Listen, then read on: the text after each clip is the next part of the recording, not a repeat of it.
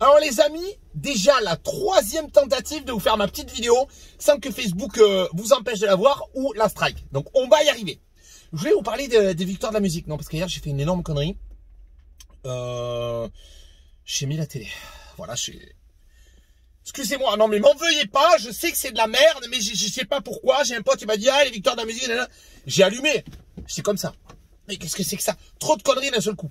C'est-à-dire que mis à part quelques artistes qui sortent du lot, hein, par exemple Pomme, qui est super trognon, ouais j'adore le jeu de mots, ou Michel Jonas et compagnie, extraordinaire. Il y avait Aya Nakamura, elle avait une combi comme ça, en peau de Babybel, c'était super joli, bon voilà.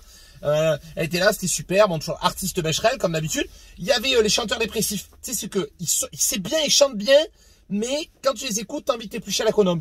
J'adore la nuit, je préfère la mort que la vie, le marbre c'est chaud. Oh, je te tuerai mon amour, je t'aime, salope. Il y avait Stéphane Bern. Il y avait une ancienne Miss, elle avait une robe comme ça, tu sais, là, elle était déjà prête comme ça, pour le vaccin. Elle avait comme ça, l'épaule dehors, comme ça. Et là, ils font un plan sur la salle, et je vois au moins 400 personnes, entre les musiciens, le public, tout ça. Et là, je dis, mais qu'est-ce qui s'est passé? Est-ce que cet après-midi, Jean Castex, il a dit un truc, il a dit, aujourd'hui, à partir d'aujourd'hui, tout réouvre, tout le monde ne peut sortir, tout le monde s'éclate, papier, mamie, sortent de la cave, tu peux embrasser ta femme, tu peux te lécher la gueule, ça pose aucun problème. Et là, je me rends compte que non. Et je me dis, mais alors pourquoi nous on n'a pas droit et eux ils ont droit? Et je le savais, c'est parce qu'ils nous baisent. Comme dirait Lara Fabian, il va nous faire un nouveau tube. Je te baise comme un fou 7 jours sur 7 et je m'appelle l'État. Je te baise sous les draps. Parce qu'ils nous prennent pour des cons. Bon, ça, on le sait depuis le début, mais c'est incroyable. C'est-à-dire que tous les gens, là, ils n'ont pas le droit de travailler. Les restaurateurs, les bars, ils sont tous punis, cacabounets. Ils vont piquer. Ceux qui ouvrent, c'est des salauds, ils prennent des amendes, etc. Et là, hop, victoire de la musique. Et ils te disent, ah oui, Stéphane Bern, tu sais, Stéphane Bern, j'adore.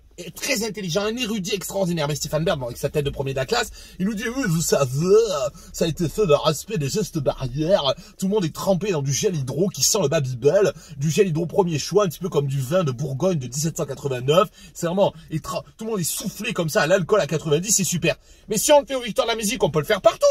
On peut le faire partout. Alors je pose la question solennellement. Des questions existentielles comme je sais pas moi, où est le monstre du Loch Ness? Où est-ce que la Terre est ronde ou plate? Je pose la question, pourquoi on ouvre aux victoires de la musique et on n'ouvre pas au petit théâtre, au bar, au resto et compagnie? Je veux savoir. Partagez cette vidéo au max, je pose la question. Je veux que Jean Castex il mouille du front, mais qu'il nous donne une réponse. Parce que c'est incroyable. Parce que c'est totalement surnaturel.